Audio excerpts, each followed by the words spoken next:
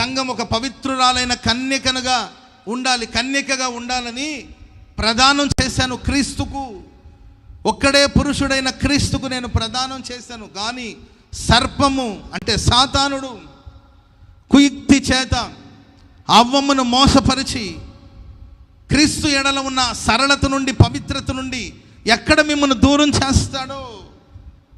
క్రీస్తు విషయంలో మీరు పవిత్రంగా ఉన్నారు, సరళత కలిగి ఉన్నారు, పవిత్రంగా ఉన్నారు, ప్రభువులో మీరు ఉన్నారు.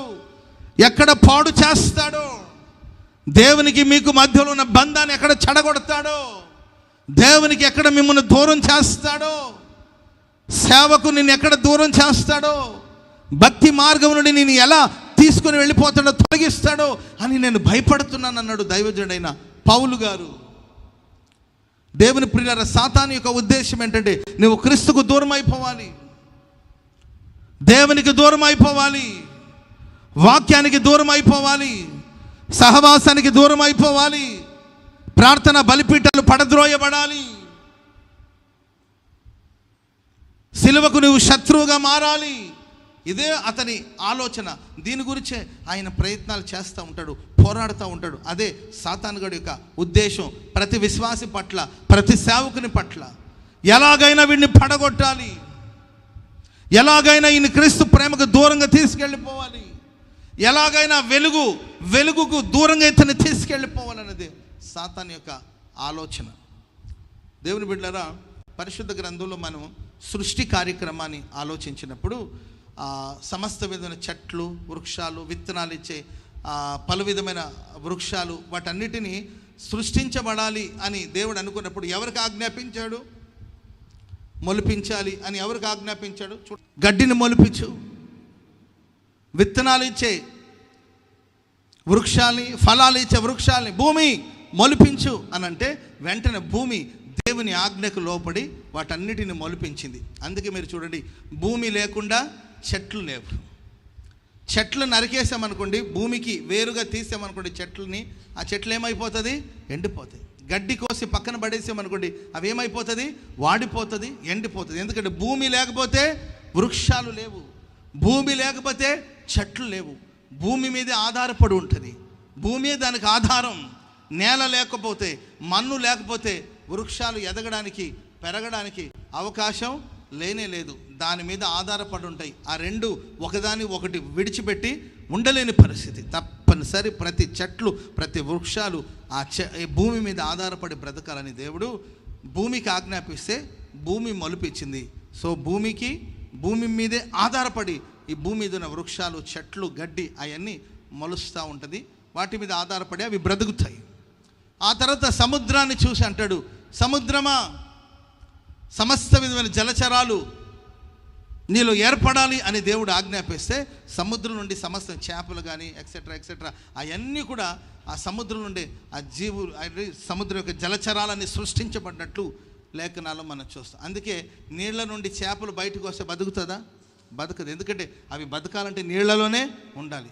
అది సముద్రం నీళ్ళు కావచ్చు, అది చెరువు నీళ్ళు కావచ్చు, ఏది కాకపోయినా మన ఇంట్లో ఉన్న ఏంటండి ఫిష్ ట్యాంక్ కావచ్చు, వాటర్ ఉంటేనే అవి బతుకుతుంది, వాటర్ లేకపోతే అవి చచ్చిపోతాయి.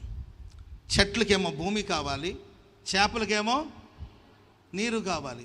కానీ మనుషులను సృష్టించినప్పుడు దేవుడు ఎవరిని చూసి సృష్టించాలనుకున్నాడో, మన స్వరూపమందు మన పోలిక యందు మనుషులు సృష్టిస్తాం. అంటే నేల లేకపోతే చెట్లు లేవు, నీళ్లు లేకపోతే చేపలు లేవు, దేవుడు లేకపోతే మనం లేమండి. చప్పట్లు కొడదాం అందరూ గట్టిగా హాలలు. ఎందుకంటే మనం దైవ స్వరూపం, దేవుని స్వరూపములో దేవుని పోలికగా ప్రభు మనల్ని చేశారు.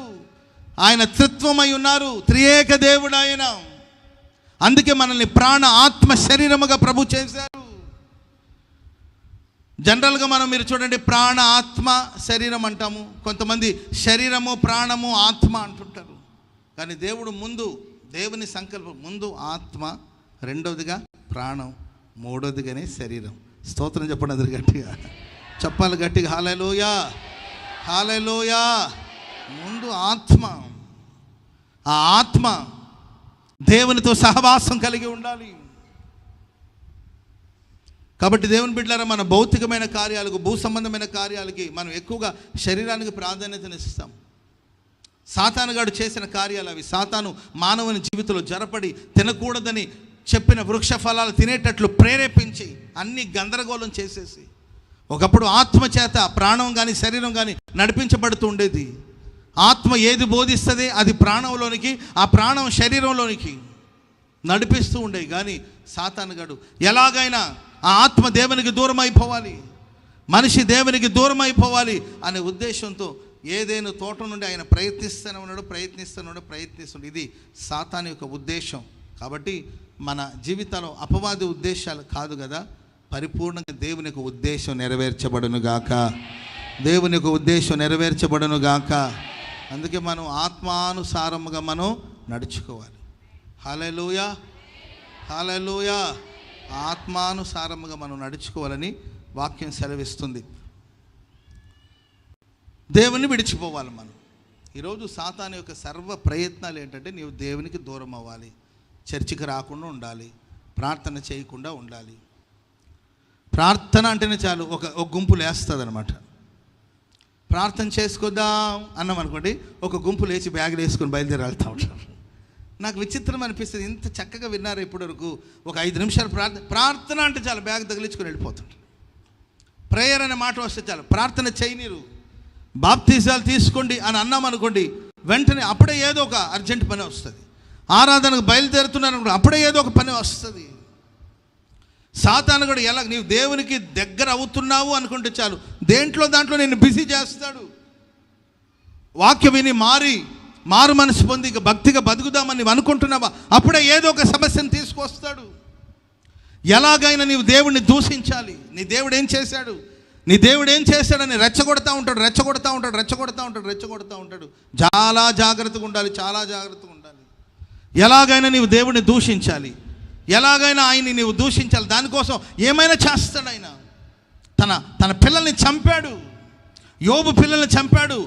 పిల్లల్ని పోగొట్టుకుని ఆయన దూషిస్తాడేమో చూద్దామని, అయినా దూషించలేదు. ఆస్తి ఐశ్వర్యం అంతా తీసేశాడు, నాశనం చేసేసాడు, తగలబెట్టేశాడండి. అట్లాగానే దూషిస్తాడేమో చూద్దామని, అయినా యోబు దూషించలేదండి. భార్యలో దూరాడు, భార్యలో జరబడ్డాడండి. ఆ భార్య నోటికి వచ్చినంత మాట్లాడుతుంది, దేవుణ్ణి దూషించి చావమంటుంది. ఆయన దేవుణ్ణి దూషించలేదు. ప్రాణ స్నేహితులు శత్రువులుగా మారిపోయారు, ఆయన దూషించలేదండి. తన పని వాళ్ళందరూ కూడా పనివాళ్ళు లెక్కే చేయట్లా, రెస్పెక్టే లేదు, గౌరవమే లేకుండా ప్రవర్తిస్తున్నారు, పిలిచినా పలకరించట్లేదు. ఎంత గర్వం, ఎంత అహంకారంగా ప్రవర్తిస్తున్నారు. రెస్పెక్ట్ ఇవ్వట్లేదు, విలువ ఇవ్వట్లేదు. ఆయన మౌనంగా ఉన్నాడు తప్ప దేవుడిని దూషించలేదు. దేవుడు అన్యాయం చేశాడు అనే మాట తన నోట రాలేదు.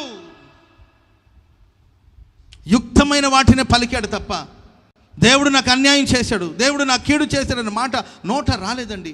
ఏం మనుషుడండి యోబు అసలు? ఒక మనుషుడు ఇలా బ్రతకగలడా? ఒక మనుషుడు ఇలా ఉండగలడా? స్తోత్రం చెప్పండి అందరు గట్టిగా.